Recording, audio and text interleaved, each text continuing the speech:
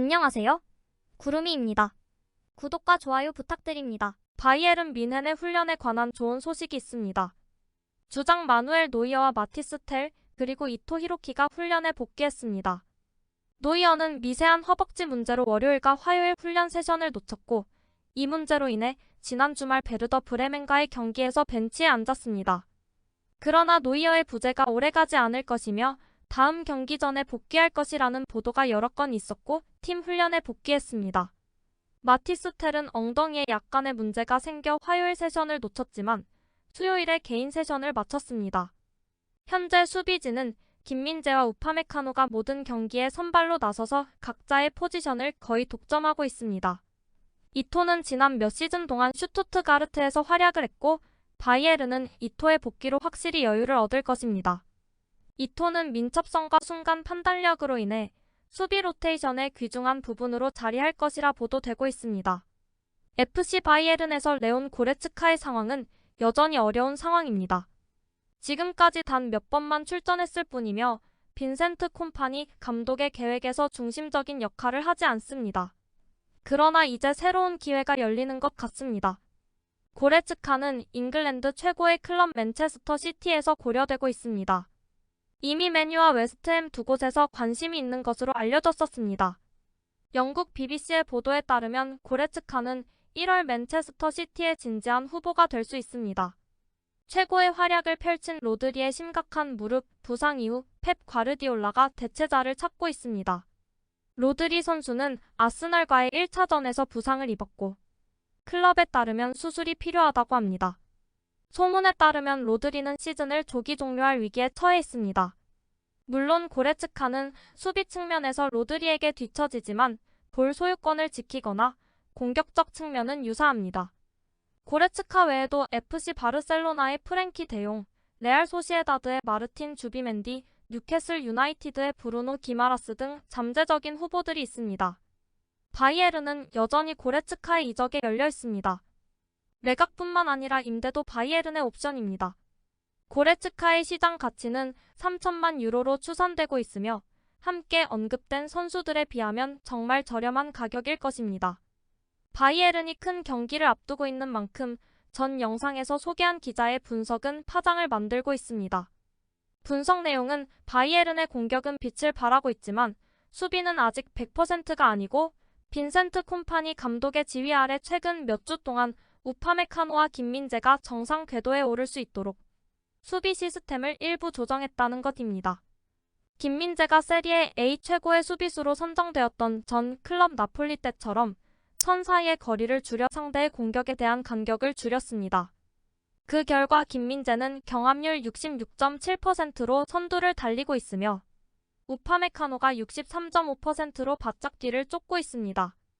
콤파니 감독은 센터백에게 명확한 지시를 내려 선수들이 언제 전진해야 하는지, 어떤 상황에서 수비적으로 보호해야 하는지에 대한 자세한 지침을 주입하고 있습니다. 이러한 전술적 정확성은 바이에른의 수비 문제를 최소화하고 성공을 향한 길을 계속 가는 데 도움이 될 것으로 관측되고 있습니다. 팬들은 김민재와 우파메카노에게 이번 시즌의 기대감을 나타내기도 했지만 여전히 비판적인 시선도 많습니다. 수비가 레알이나 맨시티를 상대로 버틸 수 있을지는 모르겠습니다. 저녁에 경기장에서 3대0으로 쫓겨나면 이에 대한 첫 번째 답을 얻으실 수 있습니다. 최근 킬, 자그레브, 브레멘과의 경기를 보면 솔직히 말해서 그들은 2부 리그 상대였습니다. 수준 높은 상대와의 다음 몇 경기를 기다렸다가 수비가 정말 그 정도로 더 나은지 분석해보세요. 두 개의 분데스리가 클럽과 크로아티아 챔피언에 대한 존경심이 조금 더 커졌습니다. 물론 아직 큰 도전이 남아있지만 현재 가장 인상적인 것은 가능한 한 항상 두 명의 센터백과 함께 플레이한다는 점입니다. 그래야만 협동심을 기르고 자신감을 얻을 수 있습니다. 반대로 다이어는 그렇게 나빠서 빠지는 것은 아닙니다. 그 반대입니다. 지난 시즌에는 다이어와 데리흐트가 계속 교체되었습니다.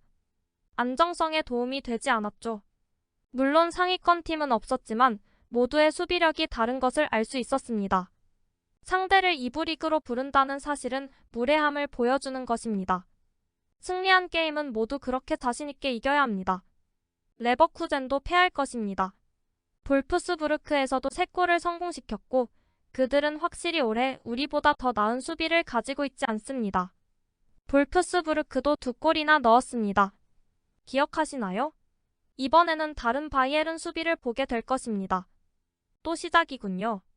만약 우리가 주말에 레버쿠젠을 상대로 3대0으로 이기면 그들은 부진한 상태이고 PSG나 바르샤를 상대로 CL에서 3대1로 이긴다면 그것은 날씨 때문이겠습니다. 확실히 콤파니를 결론적으로 평가할 수는 없지만 지금까지는 매우 좋은 성과를 거두었습니다. 그리고 지난 시즌 우리는 약한 팀들을 상대로 당황스러운 모습을 보였습니다.